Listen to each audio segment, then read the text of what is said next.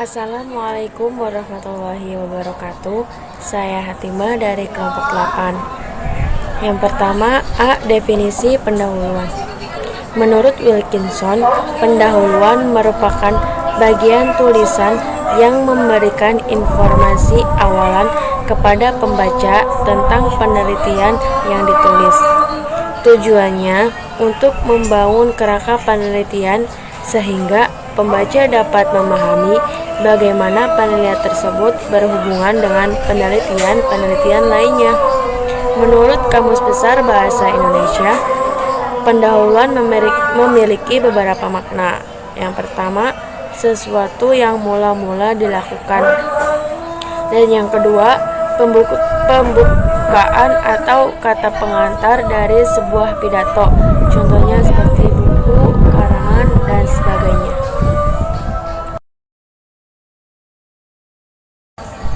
Yang kedua, poin B, yaitu bagian pendahuluan dalam penulisan ilmiah. Pendahuluan dalam suatu karya ilmiah terdiri atas beberapa bagian, yaitu yang pertama, latar belakang masalah. Latar belakang masalah adalah serangkaian informasi yang berkaitan dengan timbulnya masalah yang diteliti. Permasalahan yang menarik atau sedang ramai dibicarakan bisa mempunyai daya tarik tersendiri jika dibandingkan dengan pengangkatan permasalahan yang sudah tidak hangat dibicarakan. Dalam latar belakang bisa ditambahkan kalimat-kalimat retoris untuk mengantar pembaca ke pokok permasalahan yang diangkat. Bisa pula dicantumkan slogan, ungkapan atau kutipan yang selanjutnya akan dihubungkan dengan tema yang diangkat. Kedua, rumusan masalah.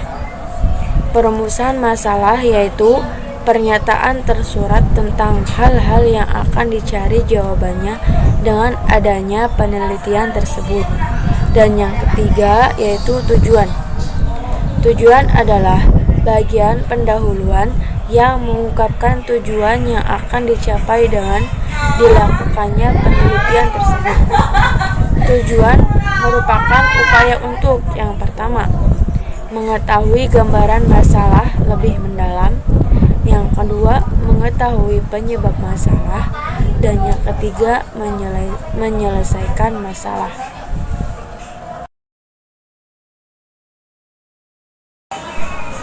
Yang ketiga yaitu C. Fungsi pendahuluan.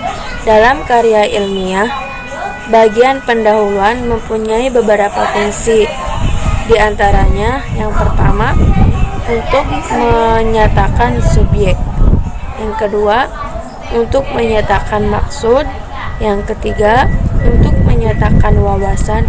Dan yang keempat, untuk menyatakan rencana uraian.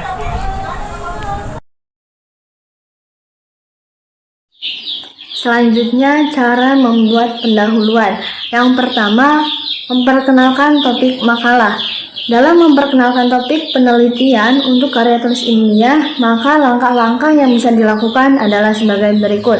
Yang pertama, ungkapkan topik penelitian Anda. Anda dapat memulai pendahuluan dengan beberapa kalimat yang mengungkapkan topik makalah dan memberikan indikasi jenis pertanyaan penelitian yang akan Anda tanyakan.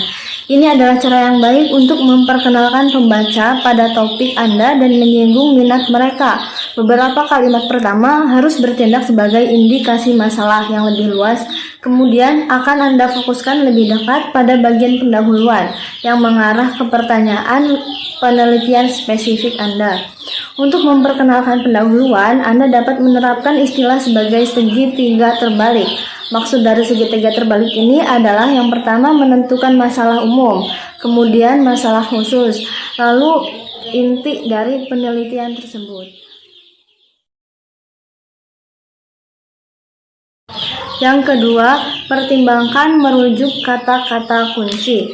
Ketika Anda menulis makalah penelitian untuk publikasi, Anda akan diminta untuk menyerahkannya bersama dengan serangkaian kata-kata kunci yang memberikan indikasi cepat dari bidang penelitian yang Anda tangani.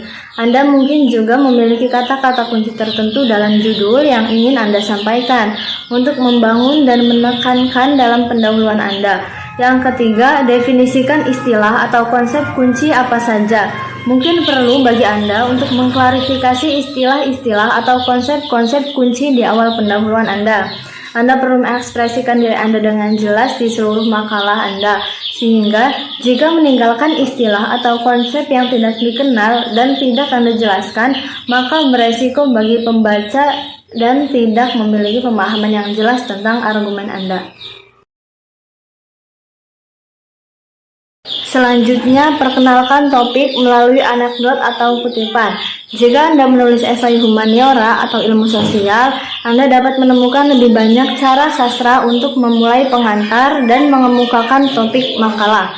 Untuk esai humaniora, khususnya untuk memulai dengan anekdot ilustrasi atau kutipan yang menunjuk ke topik penelitian, ini adalah variasi dari teknik segitiga terbalik dan dapat menghasilkan minat pada makalah Anda dengan cara yang lebih imajinatif dan menunjukkan gaya penulisan yang menarik. Jika Anda menggunakan anekdot, pastikan itu pendek dan sangat relevan untuk penelitian Anda.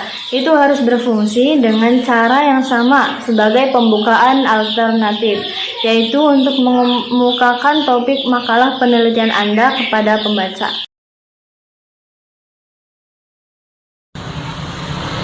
Membangun konteks untuk makalah.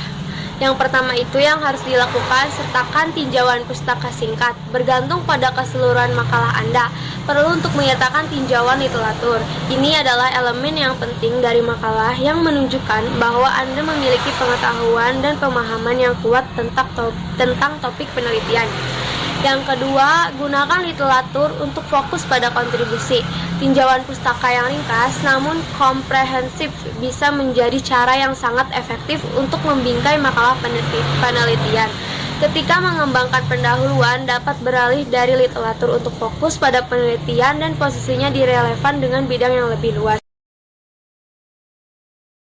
Yang ketiga, rumuskan dasar pemikiran makalah. Setelah membingkai penelitian dalam konteks yang lebih luas dan menguraikan lebih lengkap rentan alasan penelitian dan kekuatan serta pentingnya penelitian secara khusus. Yang keempat, nyatakan pertanyaan penelitian. Setelah menunjukkan posisi penelitian Anda dibandingkan bidang yang lebih luas dan setelah menunjukkan posisi penelitian Anda dibandingkan pertanyaan penelitian. Yang kelima, tunjukkan hipotesis. Setelah menentukan pertanyaan penelitian, Anda perlu memberikan artikulasi hipotesis yang jelas dan ringkas. Ini adalah pernyataan yang menunjukkan bahwa tulisan Anda akan memberikan kontribusi spesifik dan memiliki hasil yang daripada hanya membahas topik yang lebih luas.